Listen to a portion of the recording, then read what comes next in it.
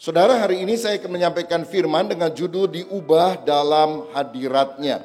Saya akan bacakan kembali Kisah Para Rasul 15 ayat 16 dan 17 yang berkata demikian.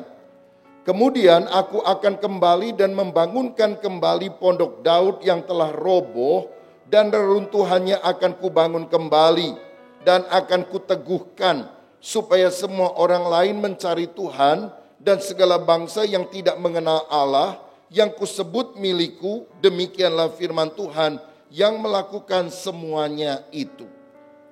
Saudara sekalian, saya lahir di kota Surabaya dan usia 5 tahun saya pindah ke Tasikmalaya. Tahun 2005 saya pindah ke Bandung. Nah, satu kali ketika saya diundang pelayanan di sebuah gereja di Surabaya, ada seorang saudara yang menjemput saya pada waktu siang, belum ada pelayanan, dan dia bilang, kita mau makan siang ya. Oke, tapi saya bilang masih ada waktu, ini masih agak terlalu awal untuk makan. Oke, kamu mau kemana? Lalu saya bilang, tolong antar saya ke rumah masa kecil saya. Jadi dia tahu saudara tempat itu, jadi saya dibawa ke rumah pada waktu saya masih kecil. Dan ketika sampai di tempat itu, kami tidak turun dari mobil karena itu bukan rumah kami lagi, sudah dijual kepada orang lain. Tapi jalan mobil pelan-pelan dan saya melihat sekeliling.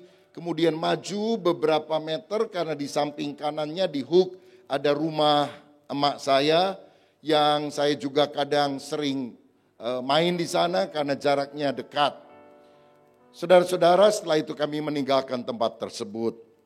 Tidak ada yang menarik sebetulnya dengan tempat kecil itu bukan rumah gedung, rumah sederhana, dan orang lain yang sudah menjadi pemiliknya. Tetapi mengapa saya tidak minta tolong antarkan saya ke gedung yang paling bagus, hotel yang paling indah di kota ini. Tapi saya ingin melihat kembali rumah masa kecil saya. Bukan karena bangunannya, tetapi karena kenangan yang terjadi di sana. Saya merasa saudara juga bisa memiliki rumah kecil semacam itu. Bukan karena rumahnya yang mewah, tetapi ada sweet memories yang kita kenal ketika kita berada pada rumah tersebut. Nah, di dalam ayat ini Tuhan menyatakan kerinduannya. Dia bilang, aku akan kembali membangun pondok Daud. Apa itu pondok Daud? Sebuah tenda kecil yang dibangun oleh Raja Daud untuk menyimpan tabut perjanjian yang pernah dicuri oleh orang-orang Filistin dan sekarang dikembalikan ke Yerusalem. Saudara-saudara, dan Tuhan bilang, aku rindu menjumpai umatku ketika aku menjumpai mereka di pondok Daud. Pertanyaannya, kenapa Tuhan tidak rindu kepada tabernakel Musa padahal dia sendiri yang memberikan perintah tentang itu?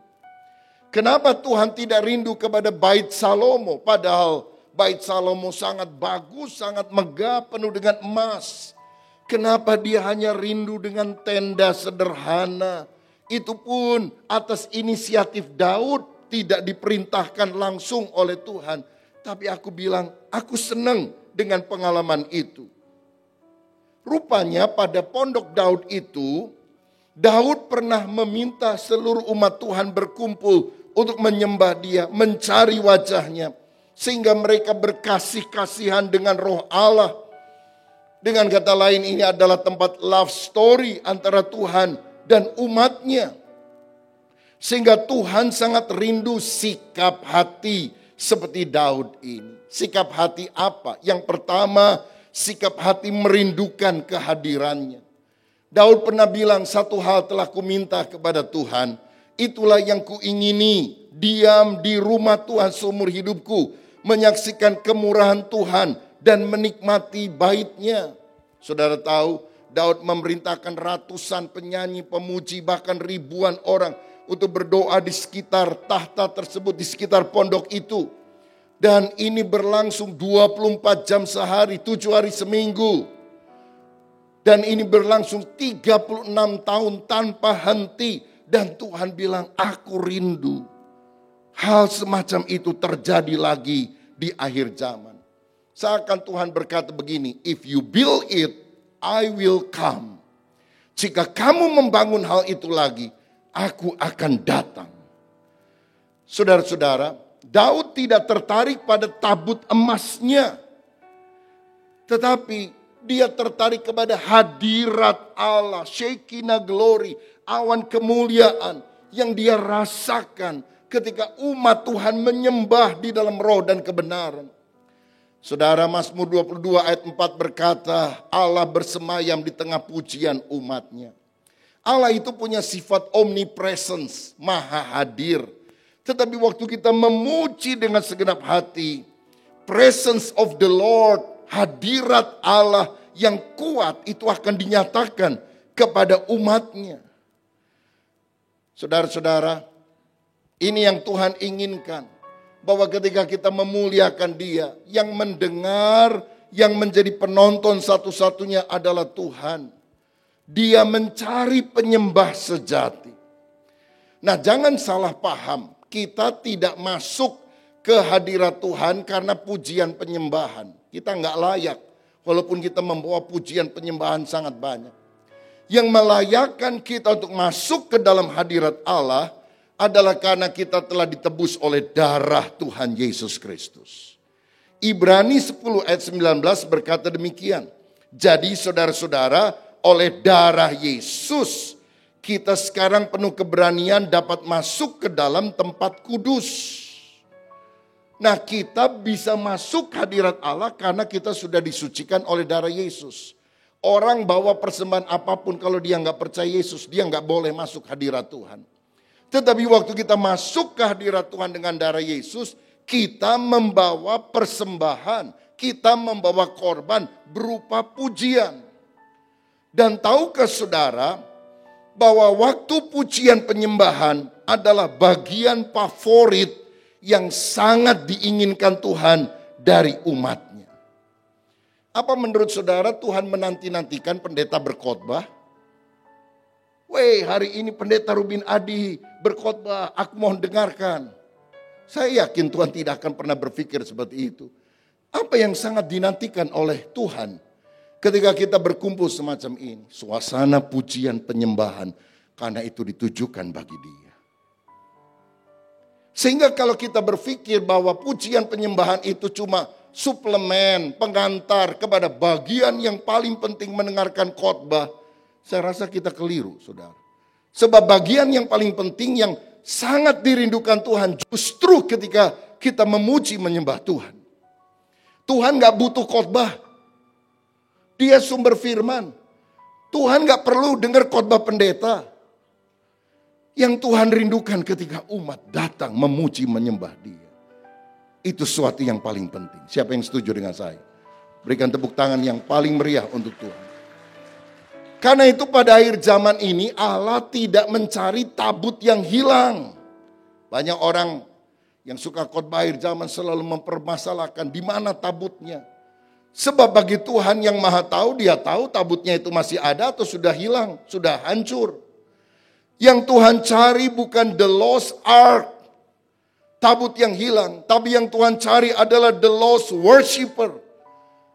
Penyembah-penyembah yang hilang yang Dia pernah temukan memuliakan Dia di sekitar tenda atau tabut daripada, di sekitar tenda atau pondok daripada Daud.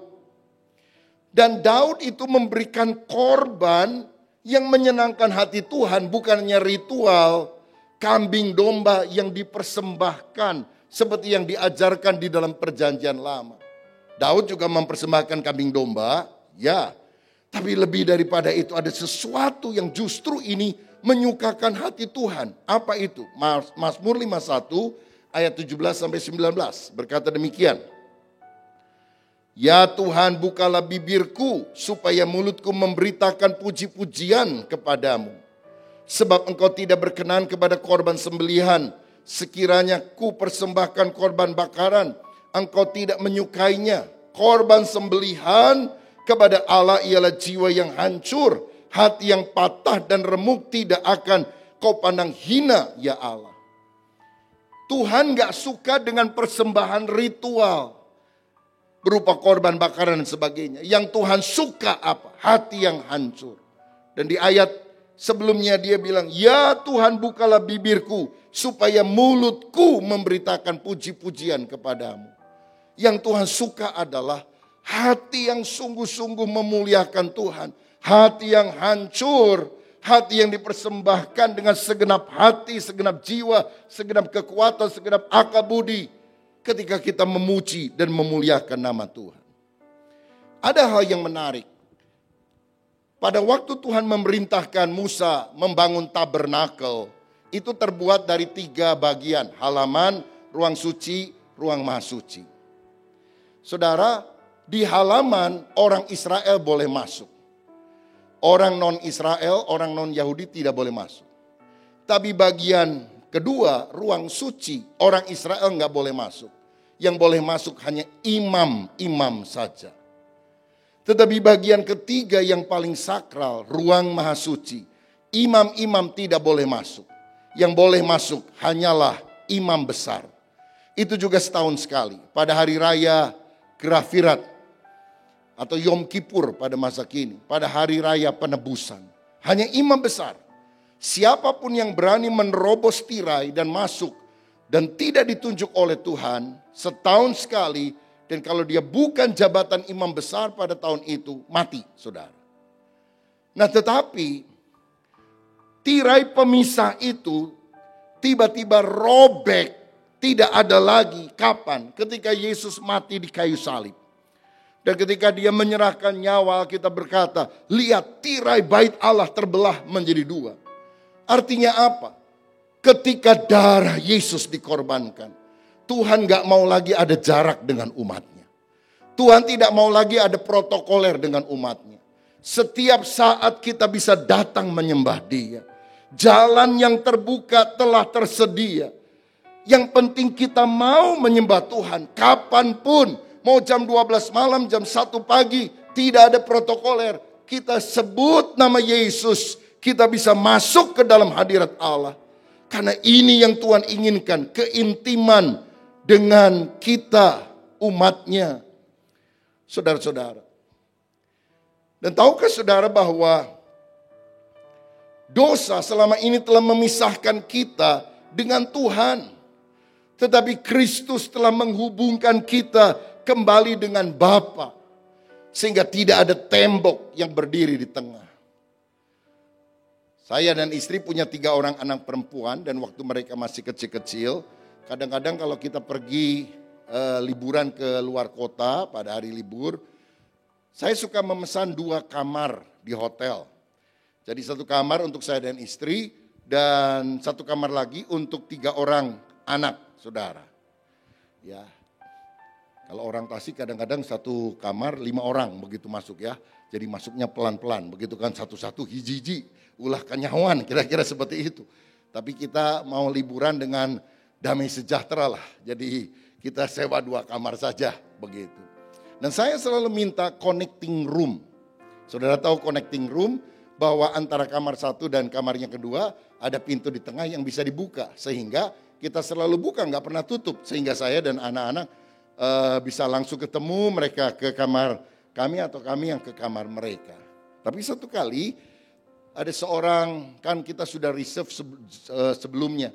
Waktu kami datang, resepsionis berkata, maaf Pak, connecting room-nya masih dipakai oleh tamu, dia belum keluar. Tapi jangan khawatir, saya sudah siapkan 2 kamar bersebelahan.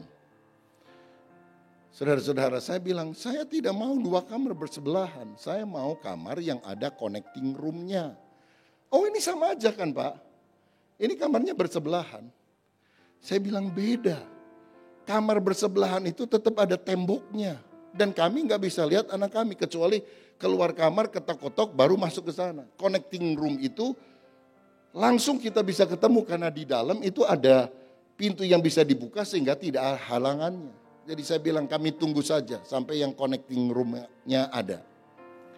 Saudara tahu Tuhan tidak mau kamar yang bersebelahan. Tetap ada tembok. Tuhan mau connecting room. Saudara bisa nangkap?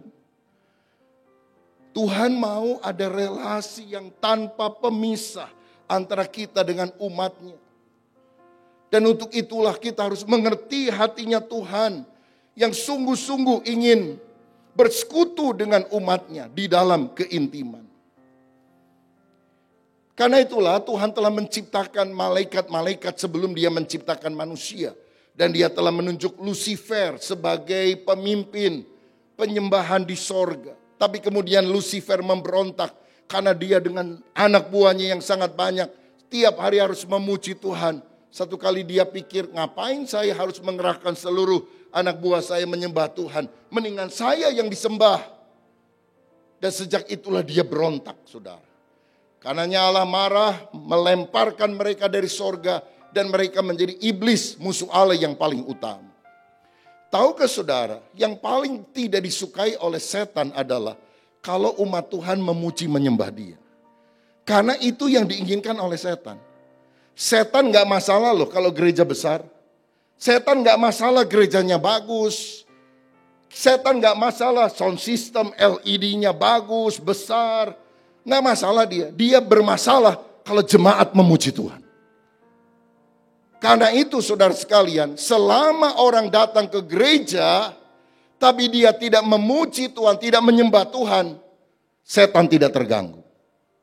Tapi ketika kita datang, bahkan dalam satu ruangan kecil, memuji menyembah Tuhan, itu yang sangat tidak disukai oleh iblis. Sehingga kalau saudara datang ke gereja, lalu kemudian gak nyanyi, hanya nonton, orang nyembah, kita diam. Saudara sahabat daripada setan, oh bagus. Aku gak apa-apa, kamu ke gereja tiap hari juga gak apa-apa kalau model begini. Setan sangat terganggu kalau kita memuji menyembah Tuhan.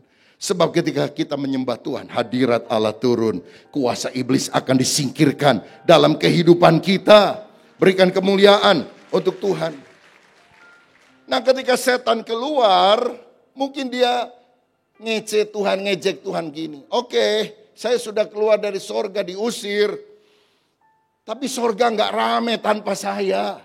Sorga gak rame tanpa tim pujian penyembahan yang saya pimpin. Sorga akan kesepian. Mungkin setan berkata begitu kepada Tuhan. Tuhan bilang, aku punya rencana yang lebih hebat. Allah mengambil debu tanah. Dia mengembuskan nafasnya. Dia jadikan manusia. Tujuannya untuk apa? Untuk menyembah Tuhan. Jadi mengapa saya dan saudara ada? Menggantikan tugas Lucifer untuk menyembah Tuhan. Kita diciptakan bukan untuk menjadi mesin pencetak uang yang harus kerja keras dari pagi sampai larut malam. Kita diciptakan untuk menyembah, untuk memuliakan, untuk membesarkan Tuhan, untuk mengagungkan Tuhan, Raja di atas segala raja. Jangan pernah salah akan sasaran kehidupan ini. Kita boleh bekerja, kita boleh berusaha, kita bisa melakukan apapun.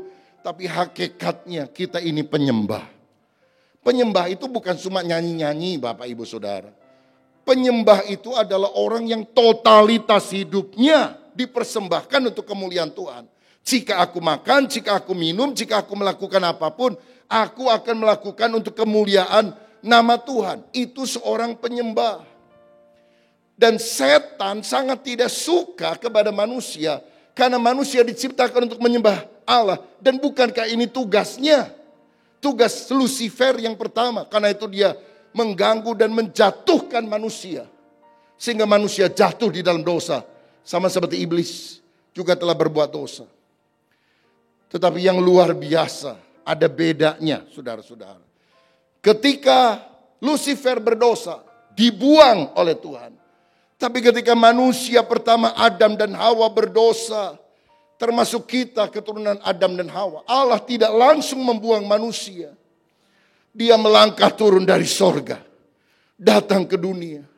Dia berkata, di manakah engkau anakku? Saudara-saudara, dan kemudian dia datang ke dunia secara fisik di dalam diri Yesus Kristus. Mati menebus manusia. Sehingga kita menjadi umat yang telah ditebus untuk kemuliaan nama Tuhan. Ingat betapa luar biasanya kita di pemandangan mata Allah. Setan berdosa dibuang. Manusia berdosa ditebus dengan darahnya. Diselamatkan supaya kita tetap bisa memuji menyembah Dia. Oh, kasih karunia Tuhan sangat luar biasa di dalam kehidupan kita. Malaikat diciptakan sebagai makhluk roh. Tapi manusia diciptakan segambar dengan Allah. Malaikat diciptakan sebagai pelayan Tuhan. Kita diciptakan sebagai anak Tuhan. Hanya kita yang bisa memanggil dia sebagai Bapa. Malaikat berdosa dibuang, tapi manusia berdosa. Allah turun ke dunia. Allah mencari kita. Yesus rela mati bagi kita. Supaya kita bisa ditebus dan menjalin keintiman dengan Tuhan. Sehingga kalau Tuhan sudah begitu besar kasihnya kepada kita. Dan kita tidak mau hidup memuji, menyembah, memuliakan Tuhan. Betapa kita adalah orang yang tidak tahu diri. Ingat saudaraku, kita ada di dunia.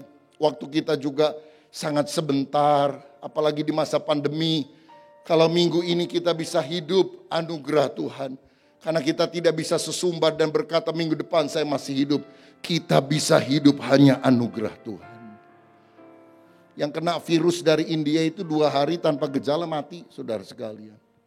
Kalau kita bisa hidup bukan karena kita lebih baik dari orang lain. Bukan karena kita Kristen lebih rohani dari orang lain.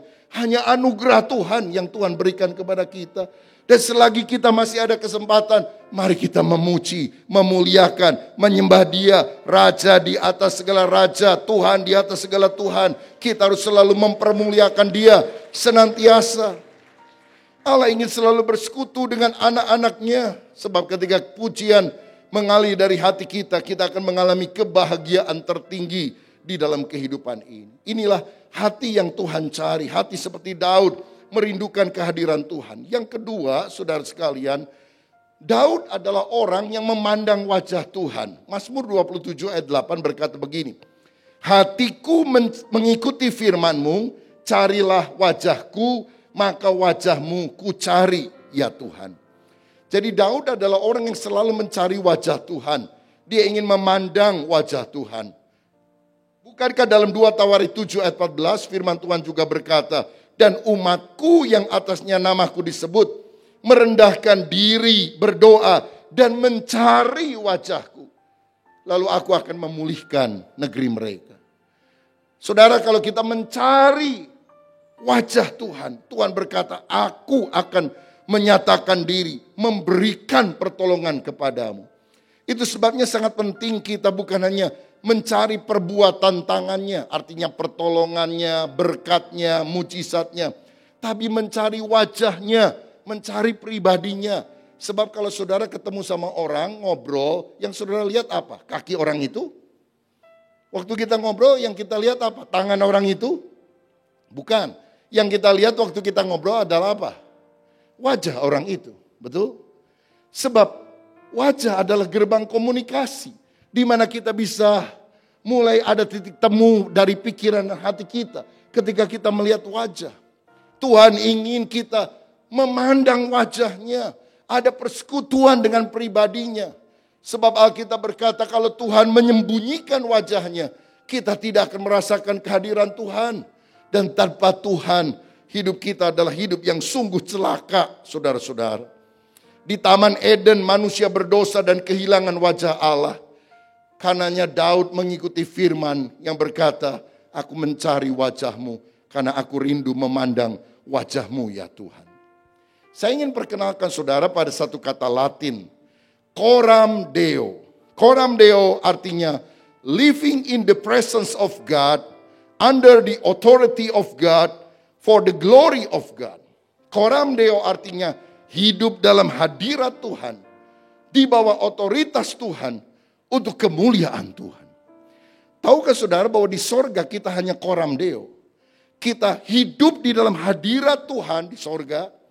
Kita akan hidup di bawah otoritas ketaatan mutlak kepada Tuhan. Dan kita akan hidup untuk kemuliaan Tuhan. Ini yang akan terjadi di sorga. Coram Deo.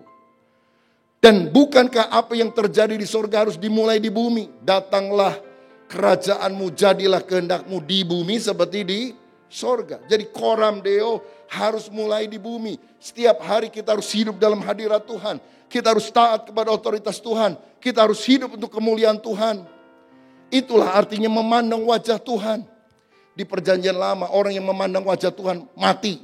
Musa adalah orang yang pernah bilang, Tuhan tunjukkanlah kemuliaan. Tuhan bilang, kalau kamu lihat wajahku kamu mati karena manusia berdosa. Aku akan lewat, kamu lihat belakangku saja. Dan Musa ketika melihat itu gemetar luar biasa, tersungkur. Tapi dalam perjanjian baru, ada hal luar biasa yang Tuhan nyatakan. Dalam Yohanes 1 ayat 18 dikatakan demikian. Tidak seorang pun yang pernah melihat Allah, tetapi anak tunggal Allah yang ada di pangkuan Bapa, dialah yang menyatakannya. Jadi gak mungkin kita bisa lihat Allah, tapi ketika kita memandang Yesus, sebetulnya kita melihat Allah. 2 Korintus 4 ayat 6. Sebab Allah yang telah berfirman, dari dalam gelap akan terbit terang. Ia juga yang membuat terangnya bercahaya di dalam hati kita, supaya kita beroleh terang dari pengetahuan tentang kemuliaan Allah yang nampak pada wajah Kristus. Garis bawahi kalimat, kemuliaan Allah yang nampak pada apa? Pada wajah Kristus. Jadi berarti kita memandang wajah Kristus, pada hakikatnya kita telah melihat kemuliaan Allah. Saudara, saya yakin kebahagiaan tertinggi kita kelak pada hari kedatangan Kristus adalah pada saat kita melihat wajah Yesus secara langsung. Karena wajah Yesus yang digambar-gambar itu kan hanya rekaan. Gak ada seorang pun yang tahu wajah Yesus itu seperti apa. Jadi sukacita kita tertinggi pada waktu kita nanti ketemu Yesus. Bukan lihat jalannya dari emas, pintu gerbangnya dari mutiara. Oh itu hanya fasilitas. Tapi kekasih hati sang mempelai pria kan bukankah itu Yesus. Dan hati kita sangat gembira kalau kita melihat wajah Yesus. Kini kita melihat wajah Yesus samar-samar. Tidak jelas, tapi nanti kita akan melihat dia dalam keadaan yang sebenarnya. Kita akan melihat Yesus di dalam rupa wujud sebetulnya. Jika demikian, pada masa kini kita hanya melihat Yesus dengan mata iman, dengan imajinasi pikiran yang dituntun oleh Roh Kudus. Saya tertarik kepada pandangan seorang teolog bernama John Owen yang berkata, tidak seorang pun akan melihat kemuliaan Kristus lewat penglihatan di dunia yang akan datang kelak, jika dia pada tingkat tertentu tidak melihatnya lewat iman di dunia ini. Memandang kemuliaan Kristus bukan hanya persetujuan doktrinal, tapi keindahan Kristus harus menawan imajinasi, mendominasi pikiran, dan mengisi hati kita. Jadi artinya, kebahagiaan kita kelak waktu kita memandang wajah Yesus. Sekarang, kita gak bisa pandang wajah Yesus langsung. Tapi dengan mata iman, lewat apa? Imajinasi yang telah dikuduskan oleh Roh Kudus. Kita baru bisa memandang dia. Sebab kedekatan dengan Tuhan agak sulit dialami ketika kita tidak bisa mengimajinasikan dia di dalam pikiran kita sesuai dengan kebenaran Alkitab. Artinya, ketika kita berdoa termasuk pada hari ini, saudara bisa memejamkan mata, tapi mata imanmu, imajinasimu, bukan melihat rumah, bukan ada di mall, bukan ada di toko. Waktu engkau mengimajinasikan Yesus. Karena hamba Tuhan tadi John Owen berkata, orang yang tidak pernah memandang wajah Yesus dengan iman di dunia ini, mungkin dia tidak akan pernah melihat wajah Yesus di dalam kekekalan. Karena kita harus sungguh-sungguh percaya mengasihi dia. Karena orang yang imajinasikan Yesus dalam pikirannya adalah orang yang hatinya hari lepas hari ditarik kepada Yesus. Pertanyaannya, kalau kita doa, apa yang ada dalam pikiran kita? Kalau kita doa, apa yang ada dalam benak kita? Kalau kita selama ini cuma blank atau cuma mikir yang lain, benarkah kita menjalin keintiman dengan Tuhan? Saya berharap kita bisa naik level di dalam pemahaman akan Tuhan. Ketika dalam imajinasi kita berdoa, menyembah Tuhan, memuliakan Tuhan. Kita melihat wajah Yesus, gambaran Yesus di dalam hidup kita. Itulah kebahagiaan tertinggi. Dan saya mau bilang, walaupun ibadah semacam ini sangat membantu pertumbuhan rohani, kita diajar kebenaran firman. Kalau saudara mau masuk di dalam dimensi yang lebih tinggi, memandang wajah Yesus agak sulit kita alami di dalam ibadah bersama di gereja. Saya harus mengalami berkali-kali ketika doa sendirian. Kalau lagi pacaran rame-rame itu seneng ya sama teman 3 couples begitu. Tapi keintiman hanya bisa terjadi ketika saat berduaan. Dan saya percaya Tuhan sangat merindukan saat berduaan dengan kita mempelai wanitanya. Siapa yang setuju? Berikan tepuk tangan yang meriah untuk Tuhan. Bukankah kita harus memberikan waktu yang lebih banyak untuk berdua dengan Tuhan? Saudara-saudara, memandang wajah Yesus berarti menggabungkan kebenaran doktrinal yang ada dalam Alkitab dengan pengalaman batin. Banyak orang sekarang sangat menekankan kebenaran doktrinal. Kalau di YouTube itu kita lihat sampai pendeta A sama pendeta B bisa serang-serangan main ayat, saudara. Tapi kita lupa pengalaman-pengalaman batinnya dengan Tuhan. Itu yang harus kita jalin. 2 Korintus 3 ayat 17 dan 18 berkata, sebab Tuhan adalah roh, dan di mana ada roh Allah di situ ada kemerdekaan. Dan kita semua mencerminkan kemuliaan Tuhan dengan muka yang tidak berselubung. Dan karena kemuliaan itu datangnya dari Tuhan yang adalah roh, maka kita diubah menjadi serupa dengan gambarnya dalam kemuliaan yang semakin besar. Semakin kita dekat dengan Roh Kudus, semakin perubahan itu nyata di dalam kehidupan kita. Dan kita akan mengalami kedekatan dengan Tuhan melalui sarana worship, penyembahan, dan kebenaran firman. Sehingga kita akan menjadi sama seperti yang kita sembah. Orang yang membaca firman, hatinya akan makin mengasihi Tuhan, dan dia akan makin serupa dengan Kristus. Saya tertarik kepada seorang teolog pada abad keempat namanya Agustinus. Dia berkata, I am what I love. Saya adalah yang saya kasihi. Jadi kalau kita punya sesuatu yang paling kita cintai, paling kita rindukan, maka kita akan menjadi seperti apa yang kita rindukan itu, apa yang kita kasihi. Saudara, semakin kita cinta dunia, semakin kita akan serupa dengan dunia. Tapi semakin kita cinta kepada Tuhan, maka semakin kita akan serupa dengan Dia. I am what I love. Kalau kita mengasihi Tuhan, kita akan makin mirip dengan Dia. Agustinus juga berkata, apa itu dosa? Dosa adalah kasih yang salah arah. Kasih tapi salah arah, itu dosa. Jadi kalau saya seharusnya mengasihi istri saya, lalu saya mengasihi istri orang lain misalnya, maka itu adalah kasih yang salah arah. Kasih yang salah kaprah, dan itu adalah dosa. Kalau kita seharusnya mengasihi Kristus, tapi kita lebih mengasihi materi lebih daripada Kristus, itu adalah dosa. Karena dosa adalah kasih yang salah arah, kasih yang salah kaprah, kasih yang tidak pada tempatnya.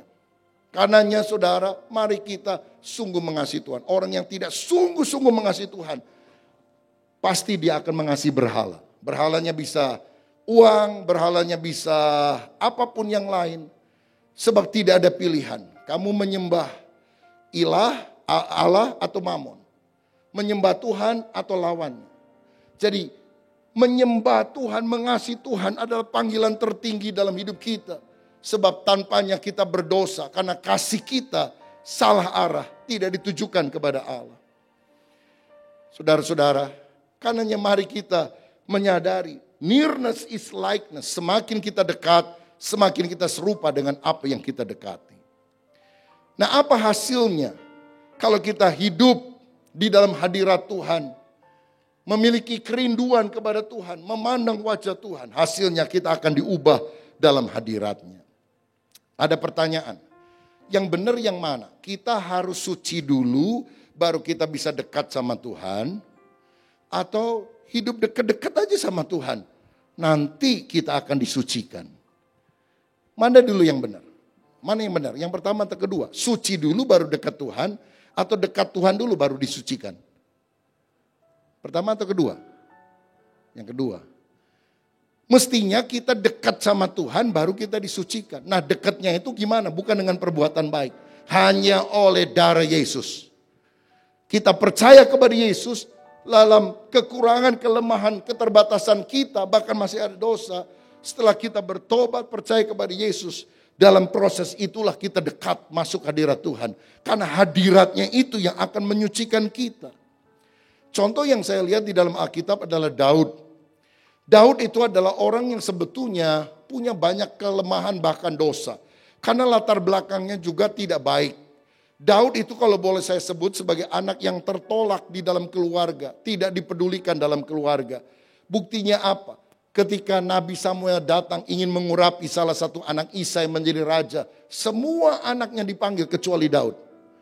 Karena Daud katanya masih ada di ladang. Dan gak mungkinlah dia yang dipilih. Ini anak yang dipinggirkan, saudara. Karenanya dalam Mazmur 27 ayat 10 Daud pernah ngomong gini. Seandainya ayahku dan ibuku meninggalkan aku, Tuhan tetap menyambut aku. Ini orang yang latar belakangnya sangat dekat dengan orang tuanya, gak mungkin ngomong begini. Tapi dia mungkin adalah orang yang memang relasi dengan ayah ibunya tidak terlalu baik. Jadi dia bilang, walaupun ayah saya, mama saya tidak sayang sama saya, ada Tuhan yang sayang sama saya. Saudara-saudara, tetapi apa yang menyebabkan Daud itu disebut sebagai pemazmur yang disukai di Israel? Bahkan dalam Kisah 13 ayat 22, Tuhan bilang, aku telah menemukan Daud bin Isai, seorang yang berkenan di hatiku dan yang melakukan segala kehendakku. Kenapa hatinya bisa cocok dengan Tuhan? Karena di dalam kelemahannya, dia memetik kecapi, memuji, menyembah Tuhan. Ini anak terbuang ini. Ini anak yang penuh kepahitan mestinya. Ini anak yang ada pemberontakan. Tapi ketika dia masuk dalam hadirat Tuhan, dia kenal Tuhan sebagai Bapa. Hatinya dipulihkan oleh Tuhan. Saudara-saudara, dan saya percaya orang yang hatinya telah pulih walaupun latar belakangnya bermasalah. Kalau dia sudah pulih ketemu Tuhan, dia bisa memulihkan orang lain. 1 Samuel 22 ayat 1 dan 2, ini ayat luar biasa. Dikatakan demikian, lalu Daud pergi dari sana dan melarikan diri ke gua Adulam. Ketika saudara-saudaranya dan seluruh keluarganya mendengar hal itu, pergilah mereka ke sana mendapatkan dia. Berhimpunlah juga kepadanya setiap orang yang dalam kesukaran, setiap orang yang dikejar-kejar tukang piutang, setiap orang yang sakit hati, maka dia menjadi pemimpin mereka. Bersama-sama dengan dia ada kira-kira 400 orang. Saudara bayangkan ketika Daud belum jadi raja, dikejar oleh Raja Saul, mau dibunuh, dia lari-lari dan dia tinggal di gua Adulam. Maka 400 orang menggabungkan diri, bukan cuma keluarganya, tapi orang sakit hati, orang yang dikejar utang, manusia brengsek semuanya, saudara sekalian. Waduh, kalau gereja kita penuh orang semacam ini, pusing juga ini hamba Tuhan yang melayani. Ya punya masalah, troublemaker semuanya kumpul sama Daud.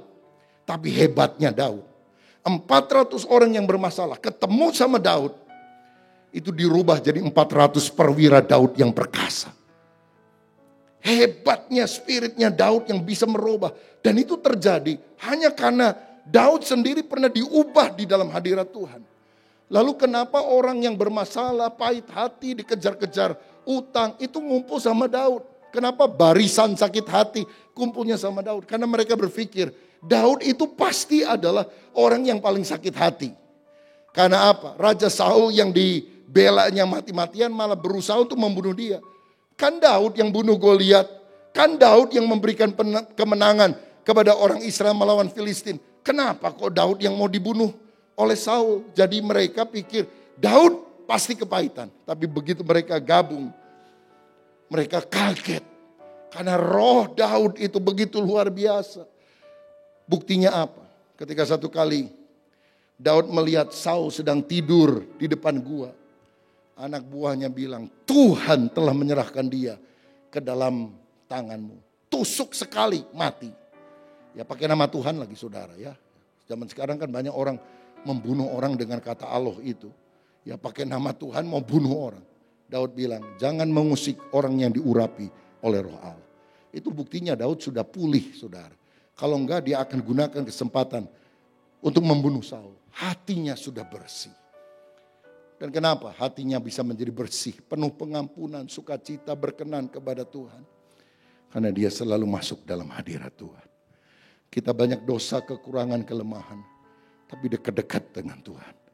Dekat-dekat dengan Tuhan. Selalu merendahkan hati, menjalin keintiman. Saya percaya waktu kita menyembah Tuhan, hadiratnya mengurapi kita. Ingat waktu favorit dalam ibadah bukan waktu khotbah disampaikan pendeta. Waktu favorit dalam ibadah bagi Tuhan adalah waktu kita memuji menyembah Tuhan. Itu sebabnya gak usah disuruh-suruh saudara. Sembah Tuhan, muliakan Dia. Berbahasa roh, kalau engkau belum mendapatkan karunia bahasa roh, katakan haleluya, aku cinta Tuhan. Apapun yang merupakan ekspresi hati saudara, utarakan itu. Seburuk-buruknya kita ketika kita dekat dengan Tuhan, kita akan diubah dalam kemuliaan yang semakin besar, kata firman Allah. Jadi hari ini, mari kita masuk di dalam hadirat Tuhan. Dan bukan hanya dalam ibadah ini, setiap hari. Coba luangkan waktu saudara untuk baca firman. Luangkan waktu untuk berdoa. Sudah gak usah disuruh-suruh lagi lah. Dunia udah tua, udah mau kiamat. Virus merajalela di mana-mana. Apa yang kita harus lakukan? Luangkan lebih banyak waktu untuk Tuhan. Ibadah gak usah didorong-dorong orang lain. Dari kerinduan hati yang terdalam. Seburuk apapun masa lalu saudara. Sama seperti Daud ketika engkau ada dalam hadiratnya. Kita akan diubah serupa dengan Kristus. Tuhan Yesus memberkati kita. Amin.